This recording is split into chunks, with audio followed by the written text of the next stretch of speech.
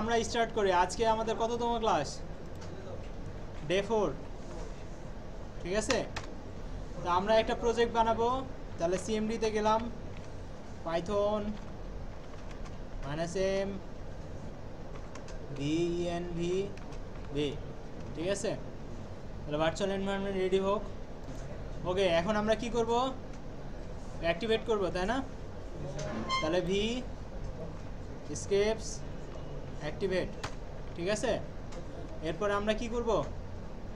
Project বানাবো। তার আগে জ্যাঙ্গো ইনস্টল করতে হবে। তাহলে পিপ ইনস্টল জ্যাঙ্গো।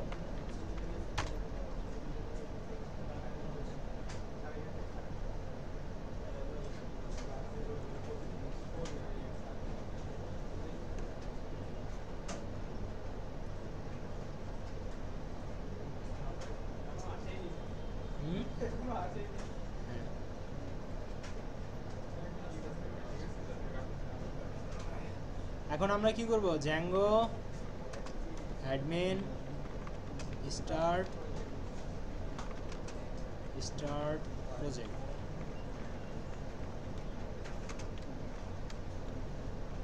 কি দিয়ে আমরা বানালাম? CDP Python manage.py run server।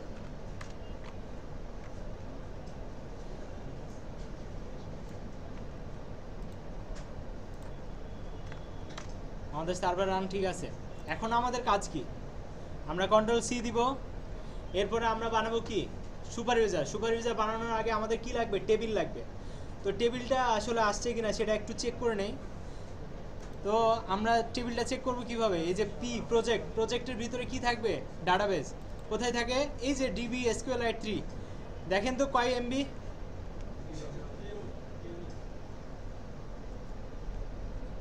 0 KB, তাই না? দেখতে পাচ্ছেন? এই যে 0 KB, তার মানে কি? এটার ভিতরে কোনো টেবিল নাই, কোনো ডেটা নাই, কিচ্ছু নাই, ঠিক আছে। তাহলে আমরা কি করতে হবে? তাহলে টেবিলের ভিতরে আগে না, ডাটাবেসে আগে টেবিল আনতে হবে। তো এটা করার জন্য আমরা কি করতে হবে? পাইথন manage.py মাইগ্রেট দিলে সে কি করবে? ওইতে তো অলরেডি কিছু টেবিল বানানো আছে, ওই টেবিলগুলোকে আপনার কি করবে? ডাটাবেসের ভিতরে তৈরি করে দিবে। ওকে, এখন যদি দেখেন তাহলে 128 KB হয়ে গেছে।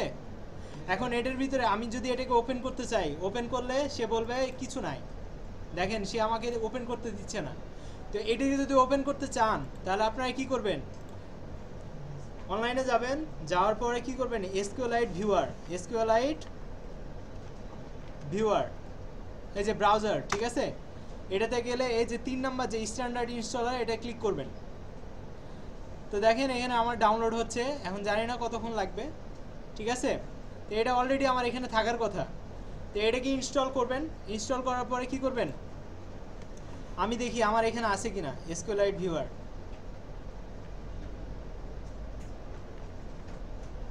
এই যে SQLite ব্রাউজার আমার এখানে আছে অলরেডি। তো আমি এটাকে ওপেন করব। এটা আপনারা জাস্ট ডাউনলোড করার পরে ইনস্টল করলেই হবে। এরপর দেখেন ওপেন ডাটাবেস। এই ওপেন ডাটাবেসে ক্লিক করার পরে আপনার যেখানে প্রজেক্টটা আছে ওইখানে যাইতে হবে। আমার প্রজেক্ট আছে দিস পিসির ভিতরে, এফের ভিতরে, আসাদুজ্জামান স্যারের ভিতরে, ডে 4 এটার ভিতরে, প্রজেক্টের ভিতরে, এই যে এটা, তাই না? তো এটাকে ক্লিক করব, ওপেন করব।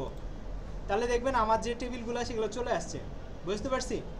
এখন এই অথ গ্রুপ, তারপরে অথ ইউজারের ভিতরে কি কি টেবিল আছে, মানে কি কি হচ্ছে রো আছে, টেবিল আছে, সব দেখা যাচ্ছে। বুঝছেন? এখন এটাকে আরও সুন্দরভাবে যদি দেখতে চাই তাহলে আমরা কি করব? আমাদের যে কোডটা আছে এটাকে আমরা আগে ওপেন করব। তাহলে লিখবো কোড স্পেস ডট। তাহলে এইভাবে আমরা কি করতে পারি? আমাদের প্রজেক্টটাকে ওপেন করলাম। আচ্ছা, এখানে দেখেন আমার কি করছে? ডিবি SQLite দেখা যাচ্ছে। তো এখানে ক্লিক করলে বলতেছে ওপেন এনিওয়ে। ওপেন করলাম, সে আমাকে ওপেন করতে দিচ্ছে না। তো এখানে একটা এক্সটেনশন আছে, এখানে যাবেন। এই যে এক্সটেনশন কথাটা দেখতে পাচ্ছেন, এখানে গিয়ে যদি লেখেন SQLite ভিউয়ার, SQLite,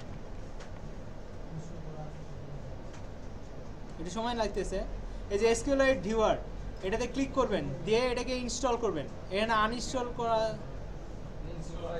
হ্যাঁ, কিন্তু যদি ইনস্টল করা থাকে তাহলে দেখা যাচ্ছে না কেন? আচ্ছা, এটাকে ইনস্টল করবেন, ঠিক আছে। ইনস্টল করা শেষ। এখন আমার এই যে ফাইলে যাব, যাওয়ার পরে ডাটাবেসটাকে দেখানো যাচ্ছে না কেন? এসকিউএলআইট ভিউয়ার, ঠিক আছে, এই যে এসকিউএলআইট ভিউয়ারে গেলাম, তাহলে দেখেন এই যে ওয়াথ ইউজার আইডি আছে, পাসওয়ার্ড আছে, ঠিক আছে। এরপর আরও যদি যান এই যে ইমেল, লাস্ট নেম, তার মানে কি এগুলো হচ্ছে আমার এক একটা ফিল্ড, তাই না? এই ফিল্ডের ভিতরে ডাটাগুলো আসবে। তা এখন আমি কি কোনো ইউজার বানাইছি এখন পর্যন্ত? তাহলে এখানে কোনো ডাটা থাকবে? তাহলে এখন ইউজার বানাবো, কিভাবে বানাবো? সুপার ইউজার বানাবো, যে সব কিছুতে অ্যাক্সেস পাবে, ঠিক আছে। তো সুপার ইউজার বানানোর নিয়ম কি? এখানে যাব, কমান্ড দিব পাইথন manage.py, মাইগ্রেটের যে এখানে জায়গা আছে এখানে জাস্ট লিখবো কি ক্রিয়েট সুপার ইউজার, CREATESUPER,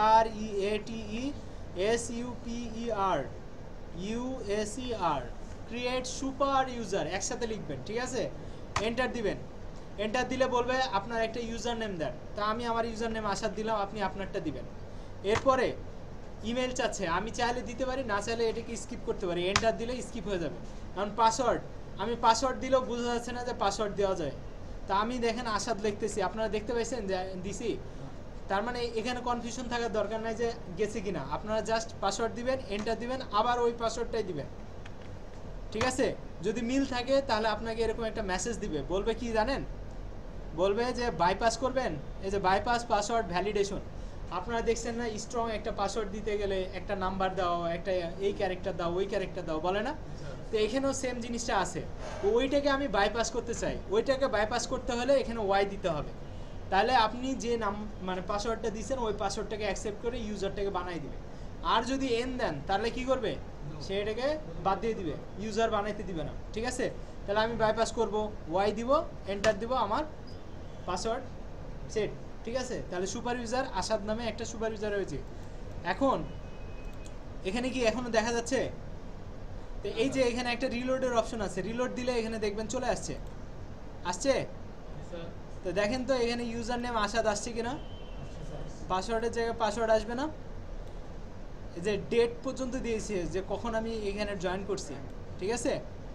এখানে পাসওয়ার্ডের অপশন কই, এই যে পাসওয়ার্ডটাকে হ্যাশে কনভার্ট করছে। এখন যদি এই পাসওয়ার্ড দেখা যায় তাহলে তো ওই পাসওয়ার্ড আবার কি করব? আমিও তো শয়তানি করতে পারি, তাই না? আমি তো সুপার ইউজার, আমি কি করতে পারি? সবার পাসওয়ার্ড দেখে ফেলতে পারি, দেখে আমি ওর অ্যাকাউন্টে ঢুকে কাজ করতে পারি, তাই না? তো এটা যেন কেউই কাজটা শয়তানিটা না করতে পারে, এজন্য কি করে পাসওয়ার্ডটাকে হ্যাশে কনভার্ট করে। বাট আমি চাইলে এটাকে রিট্রাইভ করতে পারবো। আমি ক্লিয়ার? বুঝতে পারছি? আমি চাইলে পাসওয়ার্ড চেঞ্জও করে দিতে পারবো, সুপার ইউজার। ক্লিয়ার? তো হ্যাঁ, তো আমরা কিভাবে সুপার ইউজার বানাই বুঝতে পারছি। এবার সুপার ইউজার যে বানাইলাম আসলে আলটিমেটলি কাজ কি হলো? তাহলে কি হলো? আমরা এখন দেখেন আমাদের যে প্রজেক্ট আছে, প্রজেক্টের ভিতরে ইউআরএল আছে না? ইউআরএল এ দেখেন এই যে অ্যাডমিন নামে একটা জায়গা আছে। এর আগে আমরা দেখছি না কিভাবে এটা কাজ করে? তো এটা ব্রাউজারে গেলে অ্যাডমিন দিলে কি আসে আমরা দেখি। এটাকে কপি করলাম, কপি করার পরে কি করব? এই যে আমাদের যে ইউআরএল আছে এটার পরে আমরা জাস্ট কি করব? একটা স্ল্যাশ দিব আর অ্যাডমিনটাকে দিব, দিয়ে এন্টার দিব। এখন দেখা যায় কি হয়, সে কিছু দিচ্ছে। কেন দিচ্ছে না? কারণ আমার সার্ভারটা রান নাই। তাহলে দেখি সার্ভার রান আছে কিনা। আছে? তাহলে সার্ভারটাকে রান করে নেই,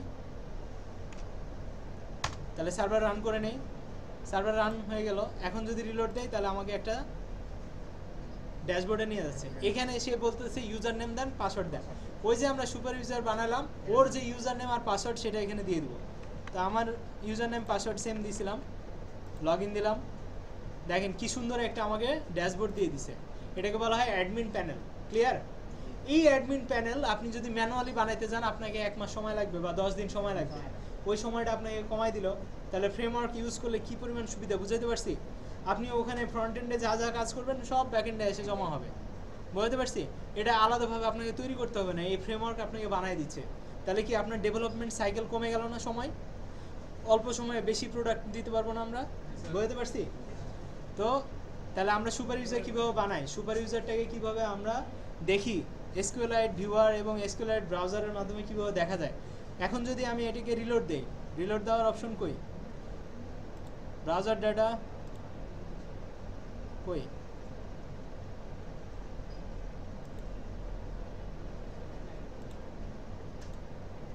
এখন যদি অথ ইউজার দেখি,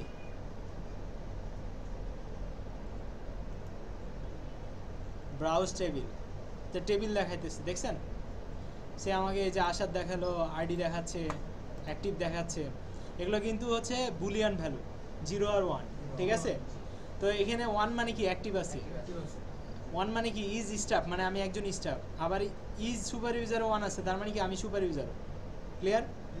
ওকে। তো তাহলে এসকিউএলআইট ভিউ ব্রাউজারের মাধ্যমে আমরা দেখতে পারি, আবার এসকিউএলআইট ভিউয়ারও আমরা দেখতে পারি, আবার আমরা কি করতেছি অ্যাডমিন প্যানেলও আমরা পাসওয়ার্ড দেখতে পাচ্ছি। তাহলে সুবিধা বুঝাইতে পারছি? ওকে। এখন